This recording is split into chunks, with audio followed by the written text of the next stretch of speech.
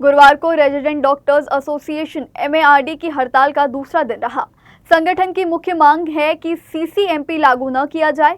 Nagpur medical college के resident डॉक्टरों ने CCMP के फैसलों का विरोध किया। इस बीच एमएआरडी संगठन ने चेतावनी दी कि आने वाले दिनों में आपातकालीन विभाग में भी सेवाएं धीरे धीरे कम की जाएंगी।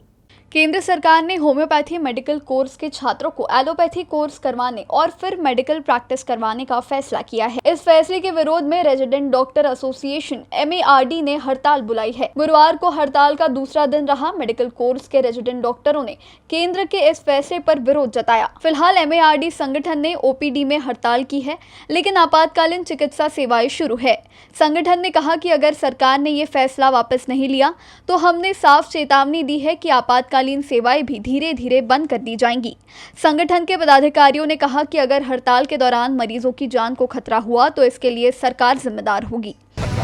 उपचारामध्ये बिलकुल आम्ही लक्ष देत आहे की जे इमर्जन्सी सर्व्हिसेस आहे ज्याच्यामध्ये जीवाला धोका आहे पेशंट्सला, त्याच्यामध्ये आमचे डॉक्टर आता पण पोस्टेड आहे। आमचे कॅज्युअल्टीमध्ये पण डॉक्टर्स आहे, आयसीयूमध्ये पण डॉक्टर्स आहे, ते सेवा आता पण देत आहे। पण तुम्ही म्हणता की हळूहळू आम्हाला विड्रॉ करावंच लागणार आहे, दुसरा पर्याय नाही राहणार। आम्हाला प्रशासनाला आवाहन आहे की आम्ही आमची मागणी पूरी करा, नाही तर आम्हाला ते पण विड्रॉ करावं लागेल।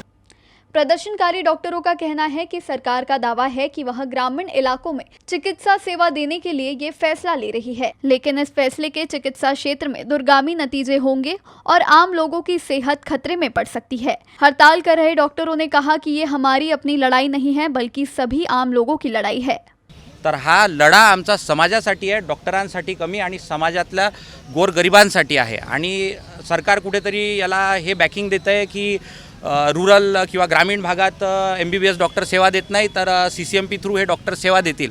तर हे MBBS डॉक्टरांचं अपयश नसून या सरकारचं, या सिस्टीमचं अपयश आहे की त्या रूरल एरियात, त्या ग्रामीण एरियात हे लोक MBBS डॉक्टर पुरवू शकत नाही। तिथे जर तुम्ही योग्य ते वेतन, योग्य ते मानधन, योग्य ते सुविधा पुरवल्या तर काय MBBS डॉक्टर तिथे काम नाही करतील। हीच ती सरकार आहे की ज्याच्यात त्यांनी ते बंधपत्रित सेवा, जे बॉन्ड सर्व्हिस रूरल आहे ते त्यांनी काढून टाकली आहे। आणि एका बाजूला ते म्हणतात की रूरल एरियाजमध्ये MBBS डॉक्टर भेटत नाही आणि दुसऱ्या याच्यात ते हे बंधपत्रित सेवाही रद्द करत आहे। म्हणजे ही डबल ढोलकी भूमिका हे कुठेतरी संशयास्पद आहे।